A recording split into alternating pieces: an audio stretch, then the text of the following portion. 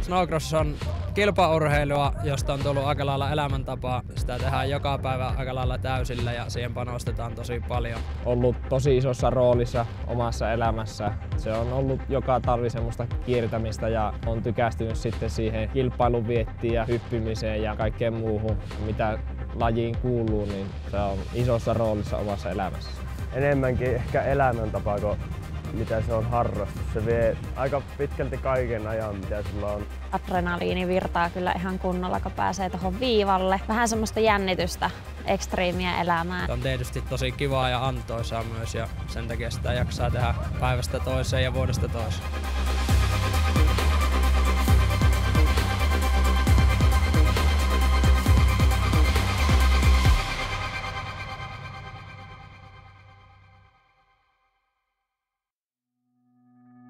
Snowcross-kausi 2017 starttaa täältä Suomutunturilta ja meillä on kokonaan uusi rata rakennettu tuonne taustalle. Täällä on paljon lunta, katsojille hienot katsomoalueet. Suomutunturi tarjoaa hyvät puitteet Snowcross-kauden avaukselle ja kelkkailijoille. Suomutunturi on täällä Kuusamon, Posion ja Kemijärven keskellä ja kelkkareittejä menee satoja kilometrejä ympäriinsä. Täällä on panostettu paljon kelkkailijoiden viihtyvyyteen ja muun muassa täällä pystyy kelkkailija tankkaamaan laitteensa, jos tekee välipysähdyksen. Kelkkailun lisäksi täällä on huippuhyvät laskettelurinteet tässä taustalla, jyrkät profiilit, tuulensuojaiset rinteet, saanut paljon kiitosta. Ja rinteiden laskettelu ja kelkkailun lisäksi täällä on huippumajoituspaikat, eli matkailijalle oikein unelmakohde täällä Lapin keskellä. Ilmassa on aina tiettyä jännitystä ennen ensimmäistä kilpailua. Tullaan näkemään vähän asetelmia tulevaa SM-kautta varten. Nyt nähdään, kuka on valmistautunut kesän aikana parhaiten tähän kauteen. Kilpakauteen valmistautuminen alkaa jo hyvissä ajoin keväällä, kun ollaan edellisestä kaudesta selviydytty. Aloitetaan tietenkin fysiikkatreenit ja luomaan sitä tulevan kauden pakettia, etsimään yhteistyökumppaneita, miettimään kalustoa, mahdollisesti laittamaan, päivittämään kalustoa. Käydään lenkeillä ja kesällä sitä ajetaan motocrossia ja salilla käydään silloin tällöin. Kyllä sitä saa kuntosalilla olla, viettää aikaa ja sitten tietenkin ketteryyttä, lihaskuntoa, fysiikkaa niin kesän aikana harjoittaa, että jaksaa sitten ajaa. Lenkkeilyä ja kuntosali, kaikki pallopelit ja jääkiekkoa itse tykkää myös pelata paljon. Paljon tehdään fysiikkatreeniä 12-15 tuntia viikkoon kesät ja ajan paljon sitten motocross-pyörillä kanssa kesät. Syksyllä aletaan vähän enemmän kuntosalia, aerobista hommaa. Sitten kun kelkkakausi lähenee, niin kelkkatreeniä paljon viikossa tulee 2-3 kertaa. Peruskuntotreeneillä alkaa kevät ja sitten se vähän talvea kohti tempo kasvaa ja treenin pituus lyhenee. Itse on pitänyt siellä paljon myös tasapainotreeniä, kehonhallintaa, niin kuin lihaskunto ja tommosen lenkkeilyn ja mäkivetojen lisäksi. Et siellä on wakeboardingia ja motocrossia tietenkin ja jetillä ajoa ja kaikkea, mikä käy kunnon päälle ja kehittää. Tietenkin puhas ruokavalio on kaiken perusta sille, että jaksaa treenata lujaa. Tietenkin myös mentaalipuoli tulee ottaa huomioon, henkinen puoli, että on tarpeeksi vahva myös henkisesti sitten kun kausi alkaa, tehdä vähän valmistautua kauteen henkisesti ja tehdä vähän henkisiä treenejä myös ihan samalla tavalla kuin fyysisiäkin.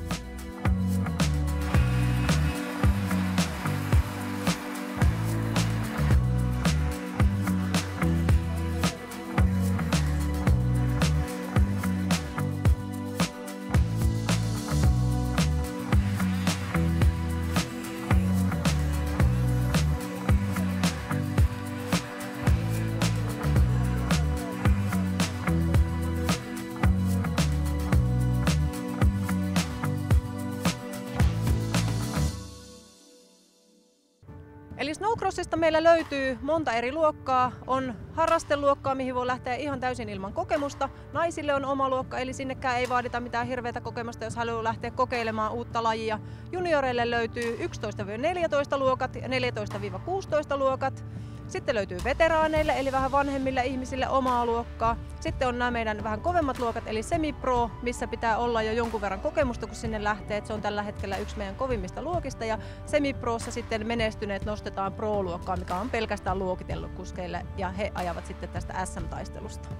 Junnuluokasta voidaan päätellä, että siinä ei ole vauhti vielä kovinkaan kova, mutta kyllä siinäkin sitä vauhtia on, että pitää ajaa kaikki mitä lähtee.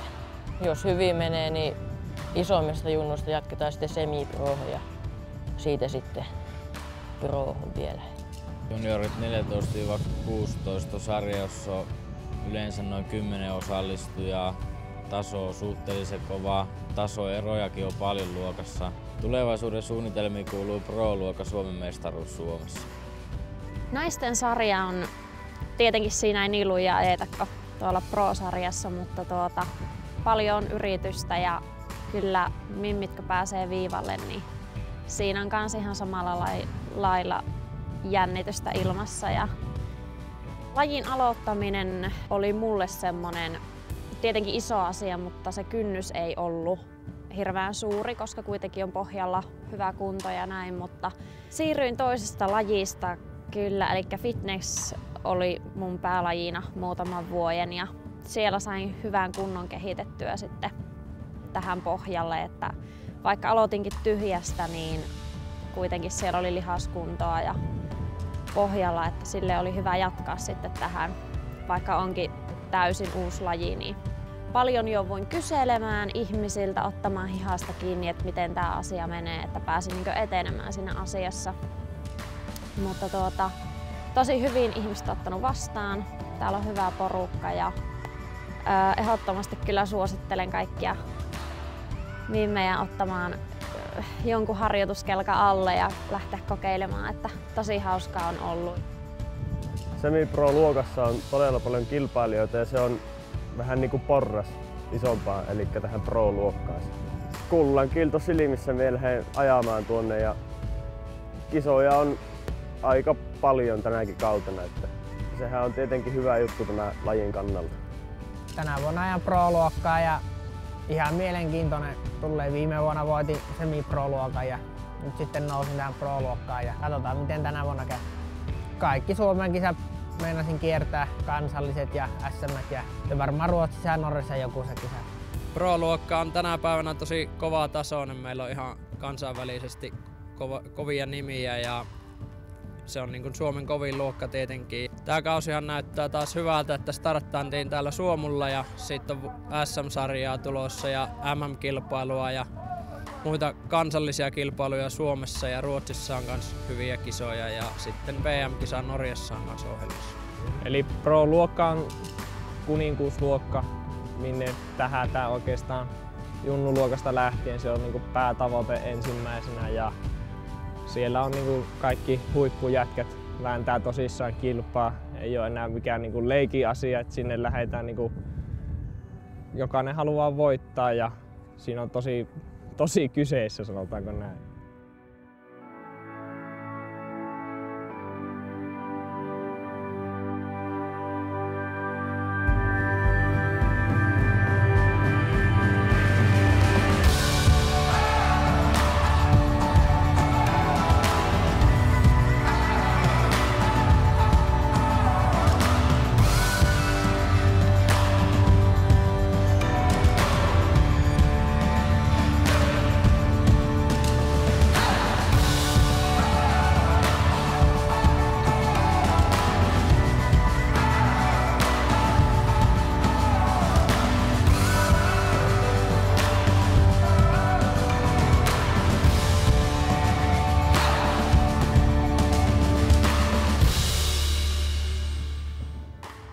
Nyt on kausi saatu alkuun täällä Suomutunturin hulppeissa maisemissa. Kemijärven moottorikerho ja Suomutunturin henkilökunta on tehnyt hienoa työtä tapahtuman eteen.